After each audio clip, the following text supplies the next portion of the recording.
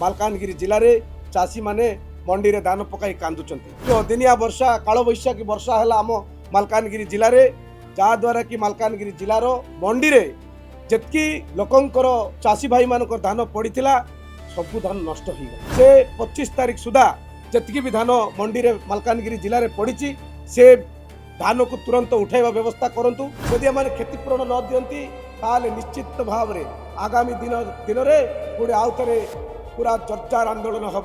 मु आपणकर प्रेस माध्यम ए सरकार को पुणी थर अनुरोध करुच्ची जे जो दिन टू ए विधानसभा चलला से दिन टू आम चाषी मानकर समस्या को विधानसभा उपस्थापन करूँ। चाषी मानकर धान उठू नथिला। चाषी मानकर धान को 7 केजी 8 केजी कटनी चटनी होतिला।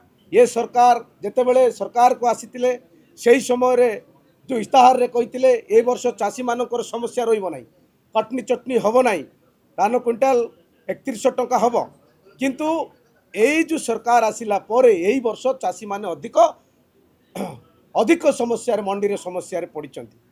जेतेबेले ये विधानसभा चालुतिला सेही समय रे मु विधानसभा रे मुदा उपस्थापन करतिली आम मालकानगिरी जिला कथा। मालकानगिरी जिले में चाषी माने मंडी रे धान पकाई कांदुचंती। सेमानकर धान मास मास धरी उठिला नाही एवं अल्प दिन तले सप्ताह धरी जो अदिनिया वर्षा काल बैशाखी वर्षा है आम मालकानगिरी जिले में जहाद्वारा कि मालकानगिरी जिलार मंडी रे जितकी लोकंकर चाषी भाई मान धान पड़ीला सबू धान नष्ट हो गला, गजा हो गला।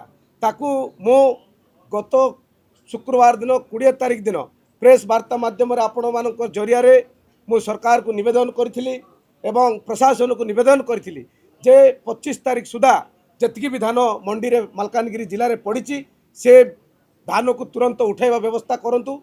एवं जो धान जो अदिनिया वर्षा बा काल बैशाखी वर्षा रे नष्ट होईची गजा हो गला सेटा को सठिक भाव में आकलन कर क्षतिपूरण देवार व्यवस्था करने मु आपण प्रेस माध्यम कही। किंतु ये सरकार ये प्रशासन आज पर्यंत ता फुलफिल कर पारे ना। एवं से दिन जो गत 20 तारीख दिन शुक्रवार दिन मु प्रेस माध्यम गोटे डाकरा देइथिली जदि एमानकर धान न उठे 25 तारीख सुधा किंबा धान आकलन करी जो नष्ट धान को आकलन करी क्षतिपूरण न दिया जाए ताले निश्चित भाव में 25 तारीख दिन जिला कांग्रेस कमिटी तरफरु कांग्रेस पार्टी तरफरु मालकानगिरी जिला को संपूर्ण भाव में अचल कर प्रेस जरिया कही। आज ये 25 तारीख आज हूँ 25 तारीख से सरकार प्रतिश्रुति पालन करना आमे जो आह्वान देइतिलु से आह्वान क्रमे से माने तांकर कर्तव्य पालन करना चाषी मानकर धान उठाइले ना 25 तारीख सुधा आमे टाइम देइतिलु जहाद्वारा कि आज आमे जो 25 तारीख दिन बंद डाकरा देइतिलु आज 25 तारीख मालकानगिरी जिला संपूर्ण कलेक्टर ऑफिस एवं समस्त चौक समस्त रास्ता आज अवरोध करा जाइछि।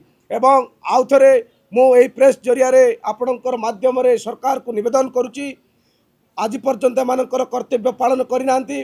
वर्तमान जहाँ भी आउरी पुणी धान रही जाइछि से धान जदि तुरंत आउ थरे न उठाती एवं जो धान नष्ट होईछि गजा हो गला से धान को आकलन करी यदि एमाने क्षतिपूरण न दियंती ताले निश्चित भाव में आगामी दिन में पुणे आउ थे पूरा जोरदार आंदोलन हम, चाषी आंदोलन हम।